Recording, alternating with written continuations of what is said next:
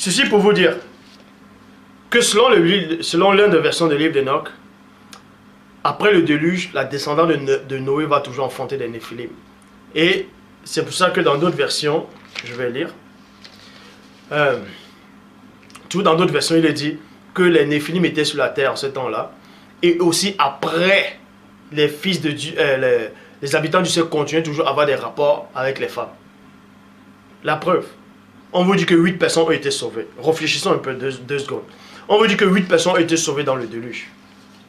Que 8 personnes ont été sauvées dans le déluge.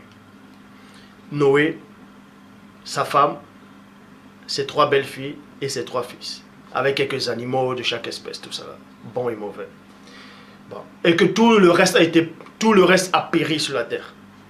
Supposons un peu que tout le reste est disparu. C'est-à-dire même les géants ont disparu, selon la Genèse.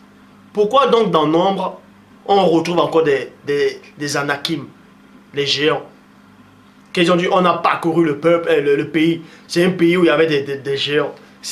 On a vu dans notre version, on a vu des monstres. Dans notre version, on a vu des Néphilim. De la race des géants, de la race des Néphilim. Si la race des Néphilim a péri pendant le déluge, pourquoi on trouve encore les descendants? Ça veut dire qu'ils n'ont pas tous péri. Ça veut dire quand on dit qu'on a fait entrer dans l'arche chaque animal de chaque espèce, on a fait entrer pur et impur. Vous pensez qu'il n'y avait que 8 personnes qui étaient sauvées?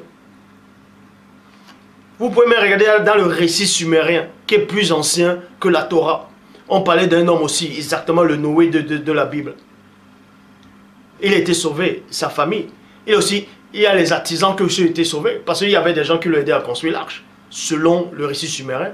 Et dans d'autres livres, soi-disant religieux, dans d'autres livres d'une autre religion, il n'y a pas que 8 personnes qui ont été sauvées, il y a 7 personnes qui ont été sauvées, que l'un des fils de Noé aussi est allé avec d'autres, les gens du dehors. On a dit voilà les vagues qui arrivent, ils ne voulaient pas. Et puis on a fermé l'arche, et puis les vagues sont venues, on a aussi emporté le fils de Noé, parce qu'il a péché, donc il ne pouvait plus être sauvé. On vous a trompé. On vous a trompé. Après le déluge, il y avait toujours des blancs. Je le dis. C'est pour ça qu'ils sont toujours là. Noé était noir. Sa femme était noire.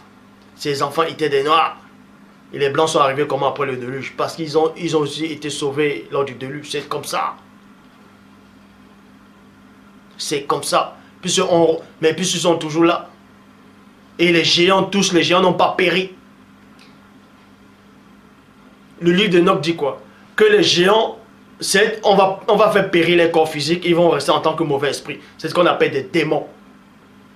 Des démons. Et Christ dit quoi? L'un de vous est un démon. Dans Jean 6, 70. L'un de vous est un démon.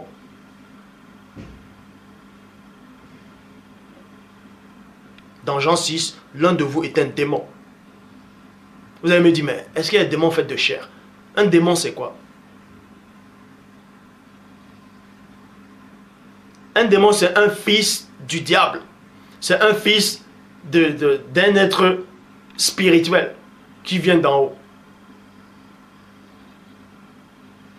La définition de démon, c'est un mauvais esprit, c'est celui qui pêche est du diable. Donc ça veut dire celui qui pêche est un démon.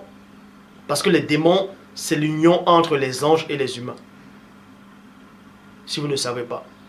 Les faux pasteurs qui sont là, non, Satan a péché, il est tombé, et ces anges dessus sont devenus des démons. Ils ne sont pas devenus des démons, ils restent anges. Les démons sont nés à l'union. Il y a eu des centaures, des minotaures, des satyres, c'est là où les sirènes des eaux ont apparu. Les sirènes des eaux ont apparu, sont des néphilim. Il y a aussi des néphilim monstres, il y a des néphilim géants, il y a des néphilim humains. Point barre. C'est ce qu'on... Des reptiliens, ainsi de suite. C'est ce qu'on veut vous cacher. Donc,